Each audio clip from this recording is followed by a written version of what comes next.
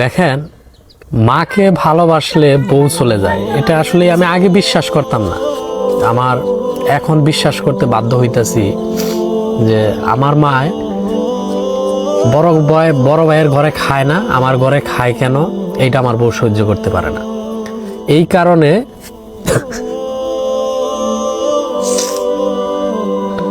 আমার বউ আজকে 15 দিন যাবৎ বাড়ি থেকে চলে গেছে, তার বাপের বাড়ি আসতেছে না।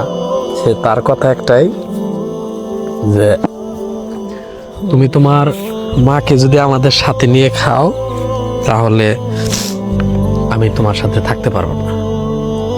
যেই মায়ের জন্য আমি এত ঘর বাড়ি, যে মায়ের জন্য এত কষ্ট করলাম, এই যে সুন্দর ঘর বাড়ি বানাইলাম, আজকে সেই মায়ের ছাড়া আমি কিভাবে আলাদা খাবো? এটা তো আমার পক্ষে কোনোভাবেই সম্ভব না। আসসালামু আলাইকুম। আপনারা হয়তো ভিডিওটা সম্পূর্ণটা দেখছেন, তো আপনারা তো সবাই চেনেন কন্টেন্ট ক্রিয়েটর মানিক মিয়া। তো উনি একসময় সৌদি আরবে ছিলেন, অনেক কষ্ট করেছেন ওনার মায়ের জন্য, ওনার মা অনেক কষ্ট করেছে। তো আজকে এমন একটা পরিস্থিতিতে পড়েছেন যে দেখেন তার বউ তার মায়ের জন্য ছেড়ে চলে গেছে। হয়তো আমি জানি না মানিক মিয়া কি করবে যদি আমার এরকম হয়। দুনিয়া একদিকে, আমার মা একদিকে।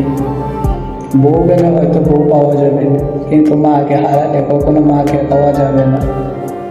তা আসলে আমাদের সমাজের মধ্যে এমন কিছু মানুষ, এমন কিছু নারী নামের মহিলা